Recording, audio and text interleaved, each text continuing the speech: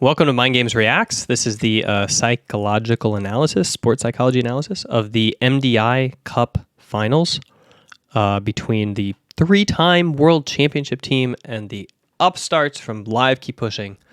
I am looking at the post-game content of each of these teams and kind of like giving you insight into the science of their mentality that they carried through the cup that now they're stating, in recollection.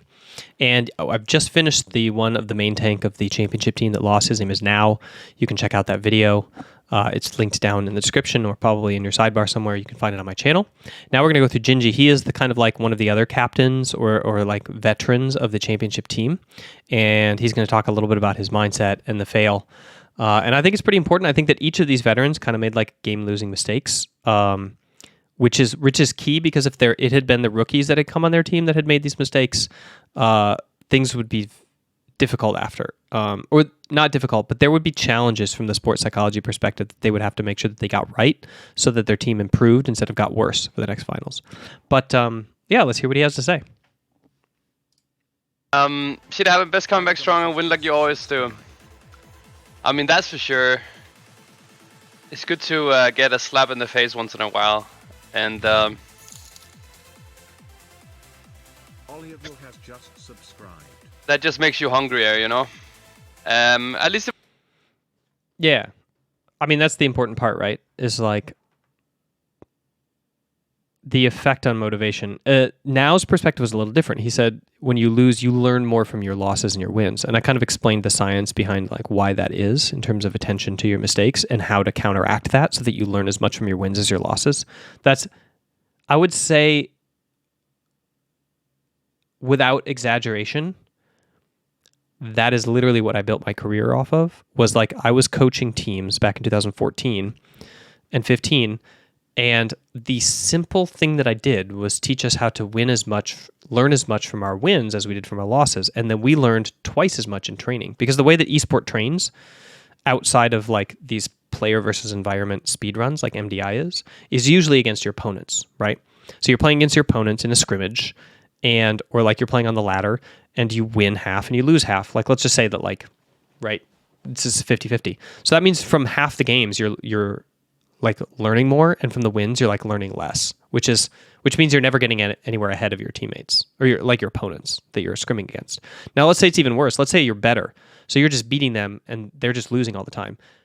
They're learning a lot from losing to you, and you're not losing as much from winning from them. So there's ways of like counteracting that, and they're all based on sport infrastructure and sport management and like sport psychology. And so all I did in the teams that I was in, which were pretty good teams, was get them to the point where they were learning more from their wins, or equal from their wins as from their losses, almost.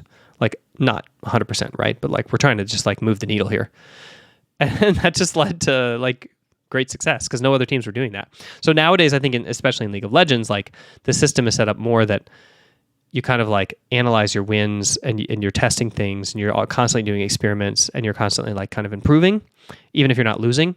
But it's still definitely the case. I would say in the last season, C9 is a really good example of a team in League of Legends that like constantly does not learn as much from their wins as from their losses, and it shows every single finals, in postseason tournament when they just like start dropping games left and right because other teams were learning from them the entire time that they were losing, and C9 wasn't doing much about the fact that they were winning everything. They just took the positive analysis from it. They were like, oh, I guess that works, even though they made a lot of mistakes along the way, right? So GINGI put it differently than Now, right? He said that it fires you up. It makes you hungrier, inspires your motivation. That is key because the motivation leads to the training focus, which leads to the improvement through training. So I think that like this perspective is 100% accurate all the time. Losing makes you hungrier, makes you so you have something to prove, and makes it so your training is just more efficient and more rapid after. It's good to get a slap in the face every once in a while, as he said. It was a good time to lose. It was doing, it was the cup. We got second, we qualified. That's all that matters, right? Like we were still in the big tourney final. So it was not the worst place to stumble, but again, not super happy with how it turned out, of course. All right, so that is literally could not have planned it better, right? If you were going to say like, hey, let's purposely lose here to fire us up, and like one of these veterans like purposely made this mistake to make the team lose, I wouldn't be surprised, right? Because this is literally like the most ideal time in the history of losing to lose. Is like you qualify for the globals, you're in the entrance tournament, the only thing you get is a lower seed. You accomplish two things, which is to fire up your team. You lost through veteran mistakes, so the rookies are not impacted mentally. It fires you up, and it also relaxes your opponents in a way. Like, generally speaking, when the people who win in those kind of euphoric settings try less hard. They have less to prove. You know, they're now on the like, oh no, we won. Now we're not the underdogs anymore. Now we have to try to play to not lose instead of playing to win, which is the opposite of the underdog mentality. And so that's like, that's a little scary position to be in for Incarnation for his opponents. So if you were thinking in this like diabolical kind of like Machiavellian strategic sense, you know, it's possible that now is like next, and now in GINGI are like next level, like secretly like actually did these mistakes on purpose to throw in order to set up for the maximum possible like mental warfare against the global finals. That would be a next level take if that was the case. That's like something you maybe like a take you'd see on Titan Forge podcast, probably not so much here. I'm sure that it's something that like Tettles would eventually think. They come up with some really amazing takes. I especially like the one about how Blizzard was like purposely designing bad games that they would let sit for like a year and a half. Somebody called in with this, maybe. It was really amazing. Of course, they contradicted it because like it's the dumbest take ever. But there was the take that Blizzard is purposely designing. Oh, maybe that was Max actually that contradicted it. Blizzard is purposely designing bad games and letting the system sit in the game for a year and a half incorrectly in order to like piss off people enough so that when they finally release the fixed version, everybody's super happy. Just because they got like the normal game, which is like unbelievably, it gives too much competence to a setup like Blizzard to pull something like that off. It's a joke, right? We lost 2-0 in the upper finals, went down to the lower bracket, played a pretty fine lower final, went up to the grand final. Played a decent Theater of Pain, still like a little sloppy, you know. We have a couple deaths here and there, which is we shouldn't have, but we won. We go into the Mist. Robin dies on the last boss. We wipe, and then in the end, though, like that's interesting. He says Robin dies on the last boss and we wipe, but actually, like the reason that they wiped, like Robin actually played that fight really well. Maybe he made the call to bring in the extra mobs. Maybe that was the problem. Maybe he in audio he like called like bring in the extra ones, which was like his mistake, right? But like GINGI's actually the one who died, and then the big problem was that the paladin who rezzed him died while Ashen was active. So then he comes up with no Ashen, and then they have a bunch of mobs, and they don't have enough cooldowns to like kill them all. So like the error was actually GINGI's death that snowballed into like then eventually now dying, but he did like this really amazing job trying to kite all these enraged mobs at first, so that they could like recover the pull, but it just couldn't. And then eventually he died, and then instantly the melee player dies like right after that. I think like it was the monk who died next. I think. But anyway, yeah, it was a disaster. But it was funny how he put that. I wonder what he thinks really happened in that last boss fight. I'm curious now. To top it all to the Mist. Robin dies on the last boss. We wipe. And then in the end, though, like, to top it all off, Sanguine Depths. Shadow_BH has just subscribed. We figure out that we're missing Look counts. at his face. Right as the boss dies. Oh man. Can you imagine? You're like there and you're like, okay, we kill this and we win. And then you like the tournament, like everything. Like we win the dungeon, we win the tournament, we win $8,000. We win we redeem all of our mistakes. We go into the weekend like, okay, we made all these mistakes, but like, let's clean it up and we'll like, we'll come back stronger, but at least like we took it all. And then you look at the percentage and you see 98% complete and you're like, and then the only thing living in your mind is like, what percent are they at the boss? What percent is my opponent at the boss? What percent is it? And you're like frantically running the hallway and you're like, oh no, there's no bats. What do we do? And you have to like make this hierarchical decision tree that you have never decided in your life. You've never had to make the decision to like wait for the bat patrol that like circles around the whole dungeon that takes so long. You're like doing this cost analysis. You're like, is it faster to like run back to the mobs, or is it faster to like stay here so that we can reach the bat faster and he has less HP than this other mob? Or do we run back and we try to kill one thing? Like, what do we do?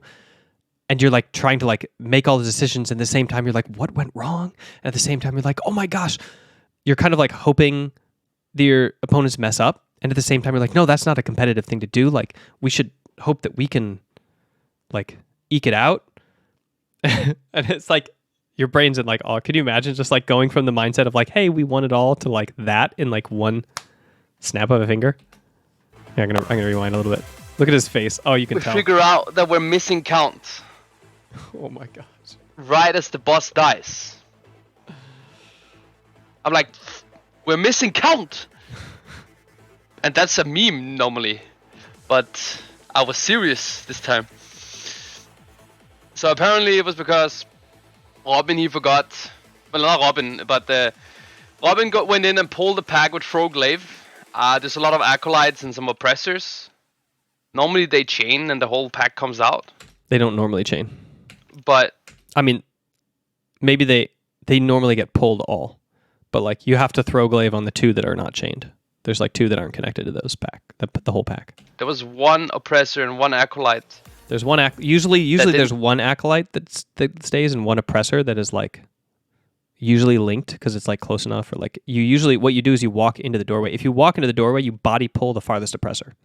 So like most people take a step into the doorway, and maybe they never realize that they've always stepped into the doorway, and so they've always body pulled the oppressor, and then they've never body pulled the acolyte, so then they have to target the acolyte. So they know the acolyte is delinked, but they don't know that the oppressor is delinked. But then like he clearly didn't walk through the doorway on this one. He threw his glaive through the doorway, and so it didn't ricochet and hit the far oppressor, and therefore the far oppressor did not come.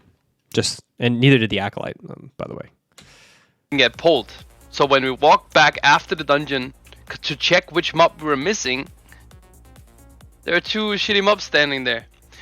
It was definitely not, and we fought literally in that moment. Boss about to die.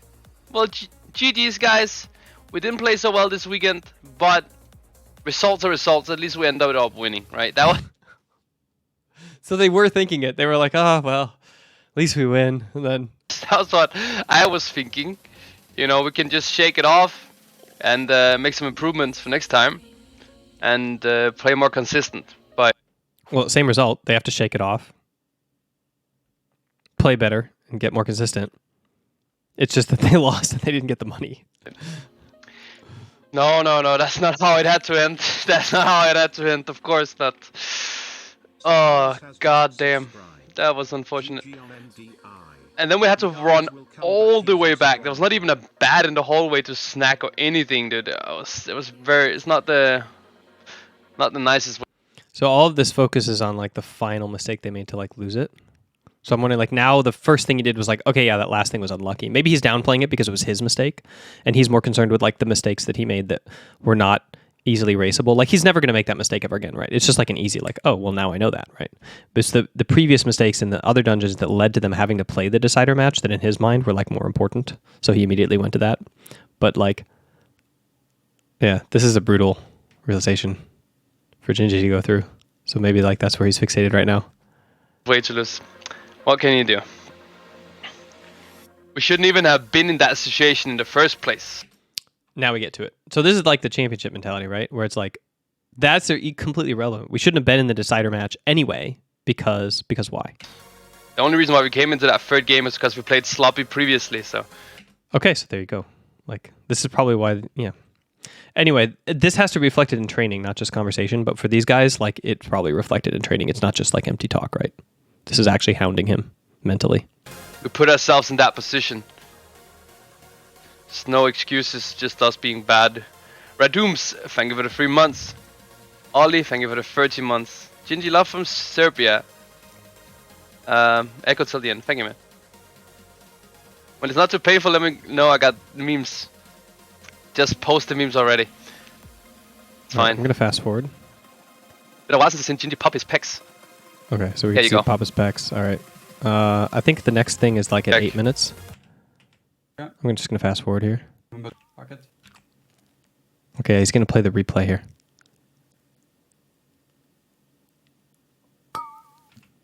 Yeah. We jump now, watch out. What's the boss percentage? I can't see. Okay, here it is. Here we go. Just fucking kill it, boys! We need count. That's it. We're missing count. We do. Wait, We do. what? Okay, get a bet. Fuck, what? What is this? Robin, what is this? Release? Whatever, no, get a bet. Bats don't always spawn, they're fucked. But You know what they should have done? You know what they should have done? They ran out here for a bat. But if they had known that there was like a low percentage play for a bat, or if they had like run out here, if one person had run out here and checked for a bat, they could have clicked the bat at the end that takes you to the entrance of the dungeon, and they could have run down the hallway and killed one of the ticks. I bet it would have been faster. I bet it would have been faster. The ticks that they didn't kill at the beginning. Actually, no, maybe they killed all those. Now that I think of it, when they pulled the oppressor, or they pulled the dude at the end, at the end of the first boss. we have to run all the way back. Like, they don't always come here in the end. What? Did a bug? What happened? Fuck that. Release? Whatever, no, get a bet. Bats don't always spawn, they're fucked, but we have to run all the way back. They do spawn. They're just on a cycle. They're like, they fly around the whole dungeon, and you're on one part of the circle. So you have to wait for them to come around the dungeon. Back. Like, they don't always come here in the end. What? They're looking for a bat. We didn't miss anything. No, we didn't. They did miss something. Spoilers. Oh, look at Gingy. Poor guy. And then you can just see 5 guys just run. Oh my god. Oh my god. Yo. So what the fuck did we miss? We can't just kill one and Whatever, we just kill one guy. They're like, okay, so this is normal. You make a mistake in game, right? I teach this to on pro teams all the time. This is like most of the coaching during training. It's like, okay, so you make the mistake, okay? Part of your brain is focused on like the mistake. I'm like, what did we miss? Like, what did we mess up? Like, where was the mess? And then you have this guy saying like focus on the present. So we always say that high performance is found in the present, not the past, not the future, that is found in a non-judgmental state. So there's no right or wrong. There just is. Okay? So it's not like somebody messed up and somebody made a mistake right now. There's just the reality of a mistake was made, and it just is. Reality is, and you just deal with it, right? You're not thinking like, do I trust this person or not trust this person? Because oftentimes in sports competitions, like somebody has to make a mistake right in front of you. Like you pass them the ball and they miss the shot. And then like 15 seconds later, you have to pass them the ball again and make the shot. So it can't be like right or wrong that they made the shot and made the mistake. It just has to be is. It just is that they missed it. You know, it has no bearance on like your value or judgment of them as a person. Otherwise, you can't trust them enough to like play as a team. So non-judgmental, present focus mindset that is flowing like from moment to moment, kind of like in its attention, like non-sticky. Like that's the key here. So essentially like creative problem solving in the present and the future, and zero focus on like the past of like what caused the mistake is like you just figured out post game, right? Now this isn't necessarily always true in training. In training, sometimes the moment of learning happens like within the like 15 to 30 seconds after an error, and if your teammate does not automatically recognize errors, it's best to bring them up then in a non-judgmental way in order for the person to start reflecting like consciously on like the mistake that they made, or even subconsciously. So there is an argument to be made in training for this like past focused mindset in the way that it's like putting an index in your brain, where it's like putting like a bookmark or a tick mark, being like that was a mistake there. And if the person who'd made the mistake doesn't realize that, like didn't know that, then they're like, oh, okay, got it. And then their brain is like learning from that already. Because like by the time that you finish the match, like let's say 15, 20, 30 minutes later, in the brain that's like antiquity, in terms of like neurological learning for your motor cortex, that's like ancient history. That's like never going to happen, right? You have to like go back, watch the VOD, visualize it, like put yourself back in the situation, literally put your hands on your keyboard and your mouse and like relive that moment in order to like reactivate the motor cortex in the same way that it was being activated in that moment in order to get any sort of like refined learning from that. Of course, you can learn logically from it. You can learn game theory from it. Like you can learn all these like decision trees, but you can't learn like the reflex. The reflex programming happens like as you're doing it, as you're striving to accomplish it. So there is this space in training for this past focus, but in performance, this person who said like, what did we miss? That's wrong. And the person who said, no, focus up on solving the problem. That's like right. Okay. So recognize that. Yeah. What are we sending home? Here, I'll back up so you can hear it again. So the first thing they talked about was like the BAS. Everything's been future focused, like problem oriented. Oh, that's the other thing. It's present, not past or future, non-judgmental, not judgmental, and task-focused, not outcome. So you're focused on accomplishing the task, not winning or losing, like not, the result. And then you can just see 5 guys just run. Oh my god. Oh my god. Yo. So what the fuck did we miss? We just killed one and Whatever. We just kill one guy here. Yeah. What are we sending home? In the far part. To the overs here. Yeah. Yeah. So whatever. What are we just kill one guy. What are we sending home? So he's like concentrating on like everybody get your cooldowns ready. We're gonna single target a single mob. We want maximum speed on this one mob. We need something that is worth exactly 2 count, or like 2% count. What are they at 98.9? So they're 1.1% count. So they want to kill like the lowest HP mob as fast as they possibly can. And you can see they're like, you can see how close it is here when we get there. Yeah, far pack. So basically, Robin here, immediately his brain, because of the trigger of whatever the person was talking, I think it was Mira's, I think it might have been their 6th man, their coach. Because he dragged Robin's brain from the identifying the problem, right? Like, what did we miss? Like he's like replaying the whole dungeon. He's like, what could we have missed? Immediately he's focused on the problem, and so he processes all of that. He's like, lowest HP mob, fastest CD kill. He's like, we're going to jump past the first 3 mobs. I'm going to tank them. We're going to kill the 4-pack. Like he wants to kill the lowest HP mob, like in the pack past it, right? The 2 oppressors and the 2 hunters. So he's like immediately like onto the problem and onto the task. So that's what's happening there. And when you're in a game that's like really, really fast paced, you can train yourself to always be moving past mistakes like very rapidly in performance, to like always orient towards like problem solving in the present to like win the game, versus dwelling on like past mistakes, which uses up a part of your processing power, a part of your speed, a part of your reflex. And you never want to split the brain in that way. Huntsmaster. Okay, Scarlet, caster. Okay, so they've determined Huntsmaster. You're alone, yeah. Super alone. Fuck it, man. And no proc, Robin. Coming. Look at this guy right there. 35% HP. Okay, the Wicked Oppressor. About to die and give them the win. Right there. And then they get message that the other team has killed the boss. No! What? They hit it right there, 100%. Oh, you can't see it on the thing. Oh, here, let me make the video a bit bigger here.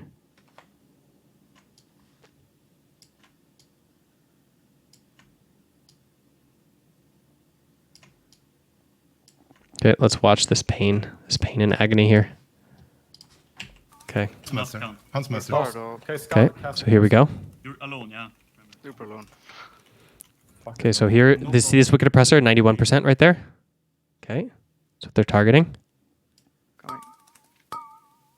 Okay, now look. Look at this guy. 48%. And they're at 98.9% count. I wonder if you can like see all of it here. How incredibly close it was. It was like, whoa, what are we at here? 18.47%, and it's going to go up to 100% right here. And then they get the message right there What? that they lost. I'm gonna go and check what you... That's when we got the message.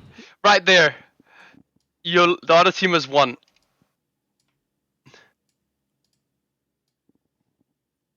that right there.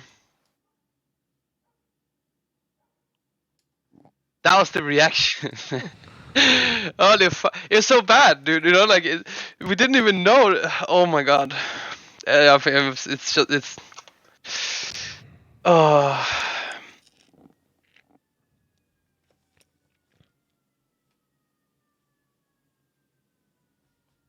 I don't know what to say. That was just not exactly how we play. Like we literally, I started nerd screaming. You heard it. Just fucking kill the boss, and then I looked at the count. Well, actually, I looked for the timer. I wanted to see our final time. Really, that's what I was looking at, and I saw that we didn't have 100% count. And I was like, huh? Huh? Oh. All right. So, in all honesty, that's a Maris mistake. I mean, I think that's harsh to say.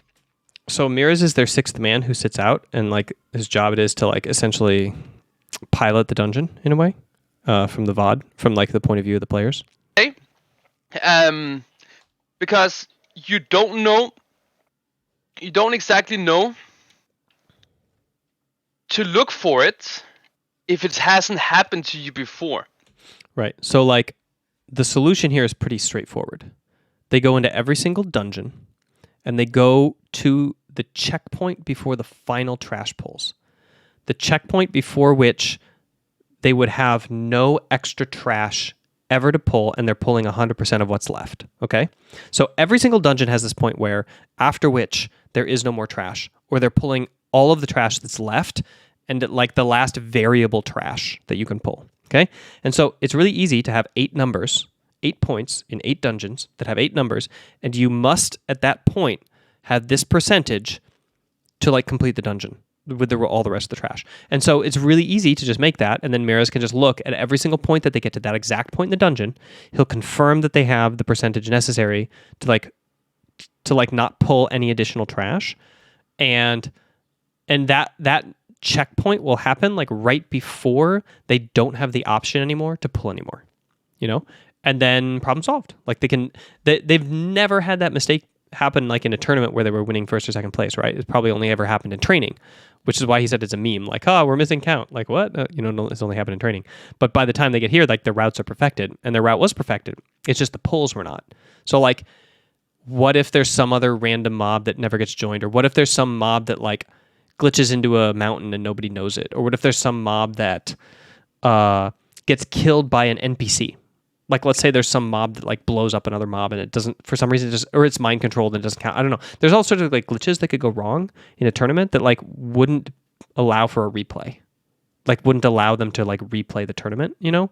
And if they have this system where the sixth man is like checking the count at this last possible point where they can like elect to pull new mobs, then they minimize the chance for that happening. And this is kind of like how you can set up like game theory style hierarchies of heuristics, decision trees, essentially heuristics that ensure that you can like have really consistent performance in games like this. We do a ton of these for League of Legends too, by the way, when we're setting up for objectives. Let's see what he says about it. We have done this dungeon several times in practice. Robin has probably pulled that pack the same way tons of times in practice, and count has never been an issue. Ever. So Maris is of course focusing on other things rather than missing count. John Palaya has just subscribed. Maris would have to know the percentage cutoff when you reach a certain point. Now, what would make sense is to know the percentage cutoff for when you kill the third boss, right? Because then you usually shroud the big pack that comes after it with the Sentinel and the Overseer. You go into the hallway, and once you complete the hallway, you go to the boss. It's kind of like you're done with, right? So you need to see what your count is when you're done with third boss, and probably going to do that move. What are the only reasons to live now?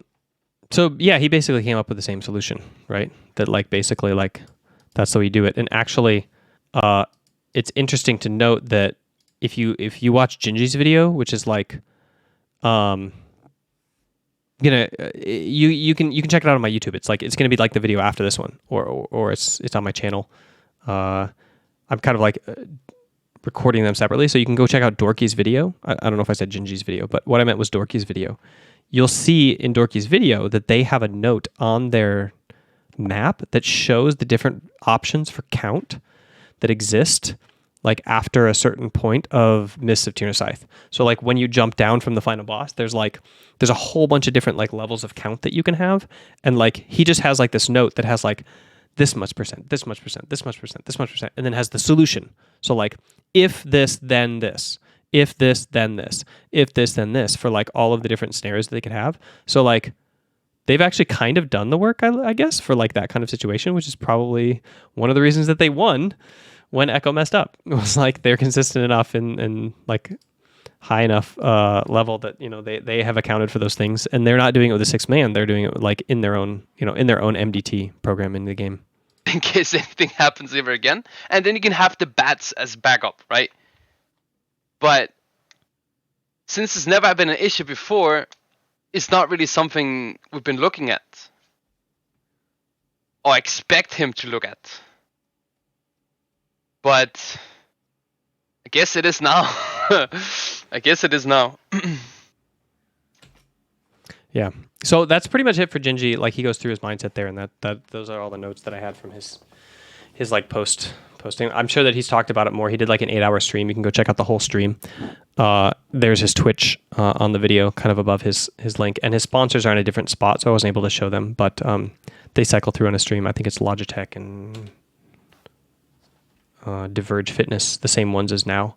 It's always so yeah. Make sure to check out his content if you enjoyed watching this psychological analysis, and I encourage you to go to Dorky's next, or Now's if you haven't seen it, and kind of like put the three together and see both sides of the winning and losing perspective. Because in Dorky's stream, we're going to talk a lot about underdog mentality, which means we're also going to talk about the opposite of underdog mentality, which is what GINGI and Now have. And so if you want any insight into like playing to win versus playing not to lose, then that's all going to be in Dorky's video. So go check that out.